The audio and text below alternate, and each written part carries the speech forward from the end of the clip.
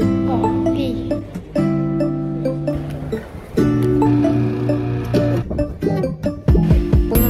I wake up, I feel cozy, yeah. Can you hold up?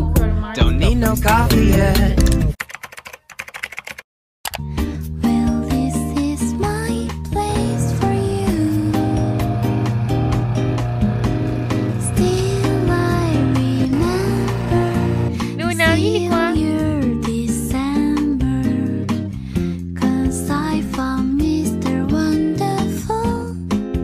I think of happy day. Bugün ilk defa kırmızı eti fırında pişirmeye çalışacağım. Evet, ilk defa. Ben genelde kıyma kullanıyorum ve kıymayı yemeyi de sevdiğim için nasıl pişireceğini falan her şekilde biliyorum artık. Ama bugün bir değişiklik yapıp artık kırmızı et pişireyim diye düşündüm. Aslında koteletta için bu kırmızı et. Size göstereyim bir dakika. Şöyle bir saçımı. Evet.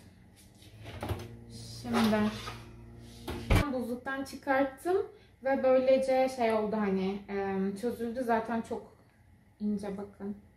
Şöyle bir et. Annemi aradım, dedim ki anne ben bu eti nasıl fırında pişirebilirim? Çünkü yağ ile uğraşmak istemiyorum şimdi, çevir falan.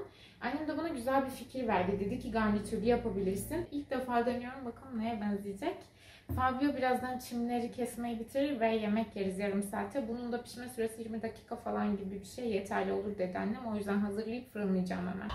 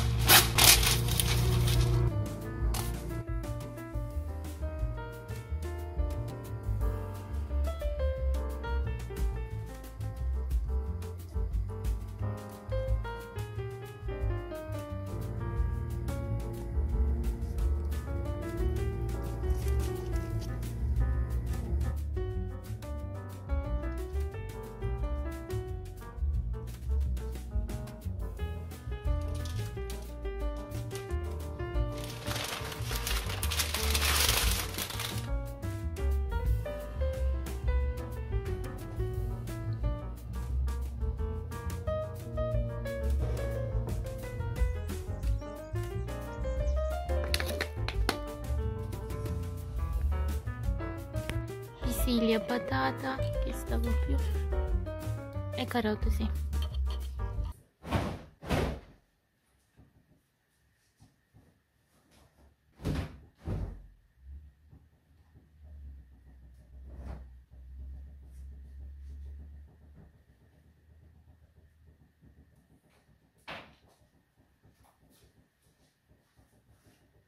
Evin biraz işleri vardı, onları hallettim. Bulaşıkları falan yıkadım. Bu arada dışarıdaydık çünkü Fabio'nun üstü başı inanılmaz derecede çim olmuş.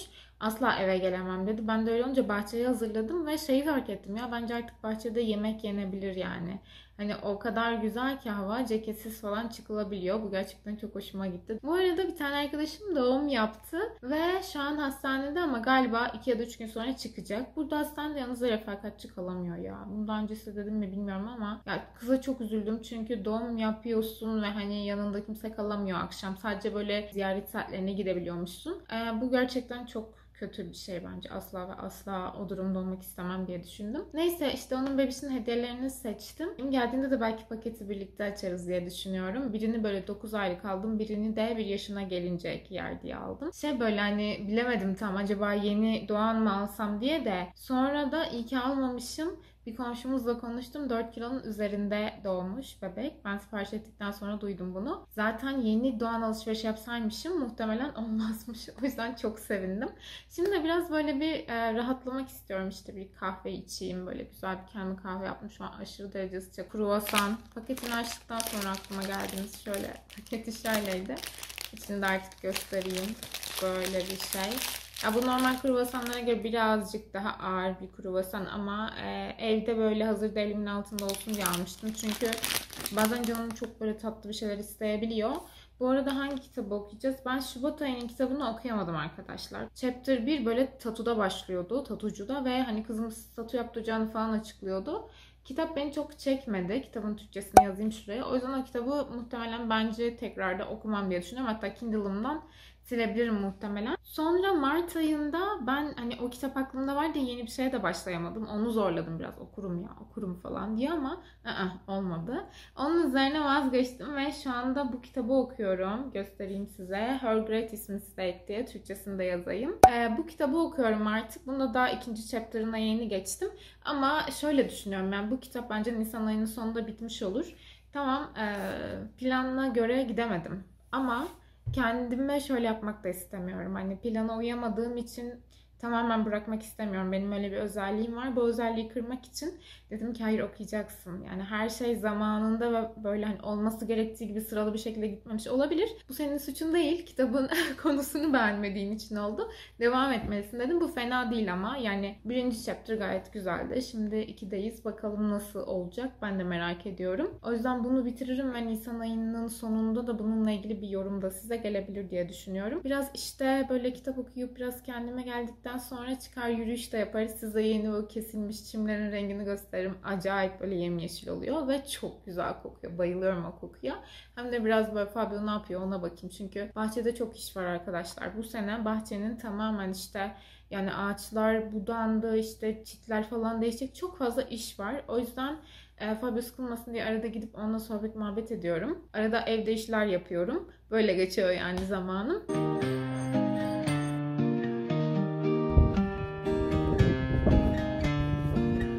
언젠가 그려왔던 미래가 so high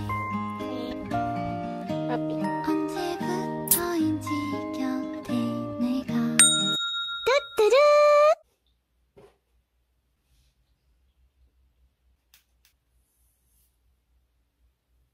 Saçımın önü çok uzadı bence. O yüzden biraz kesmek istiyorum. Bu tarafı çapraz alıp bu hizadan keseceğim şimdi.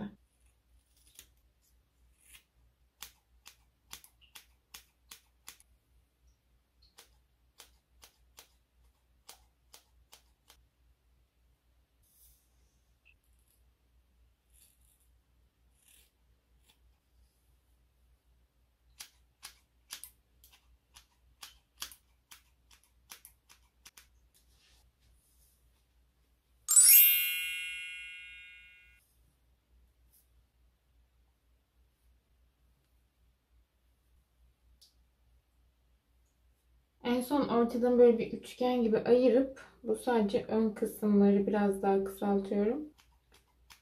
Çok çabuk uzuyor saçımın önü ya. Çok az bir şey kesiyormuşum gibi görünüyor da şu an şurası battı yani gerçekten. Bayağı bir şey kesmişim.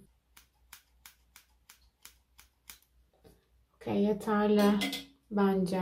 Çünkü bu sarıldığı zaman böyle yukarı çıkacak. İşte böyle oldu. Bu duruşunu seviyorum ya. Bildiğe sardığım zaman bu arada tam şu ön boyutu hoşuma gitti mi gitmedi mi onu ancak o zaman öğrenebilirim. Çünkü bir böyle şey var, hani bir oran var orada benim sevdiğim. Onu yakalayamadıysam biraz daha keserim. Saçım genelde hani daha yeni yıkanmış ve kurulanmış düzken yapıyorum ki yanılma olmasın diye. Kendi doğal halindeyken kesmeyi tercih ediyorum. Kendi kendime saç kesebilmek çok güzel. Çünkü istediğim anda bugün hadi bu saçı halledeyim falan diyebiliyorum. Şimdi az önce beni Fabio aradı ve amcasına araba almaya gidecekti onlar ama ben gitmeyecek. Gerek yok falan gibi düşünmüştüm. Sen de gel falan dedi. İstersen dedi. Düşündüm evde de yapacak bir şeyim yok. Hadi gideyim falan diye. Ve 10 dakika içinde hazırlanmam gerekiyor. Yine de bu saçı kestim. Evet, bunu yaptım. Troppo freddo.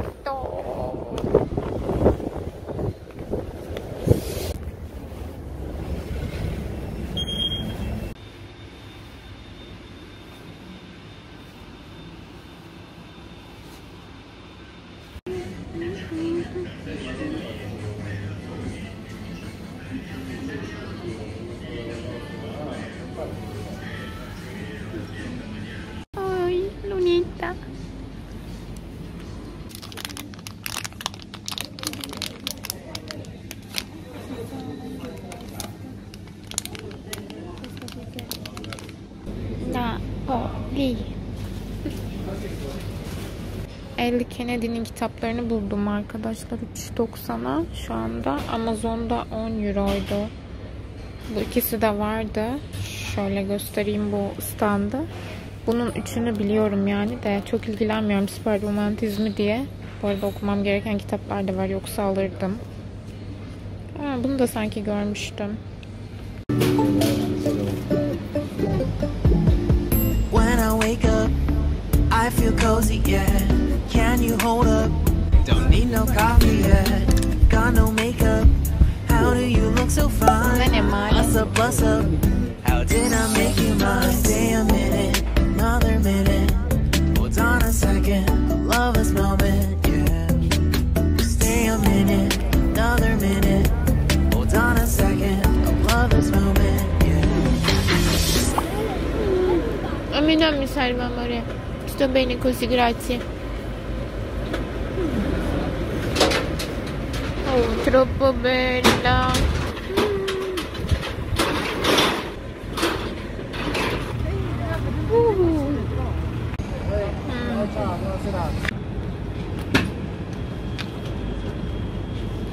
Bella grande dentro. Bella bestia.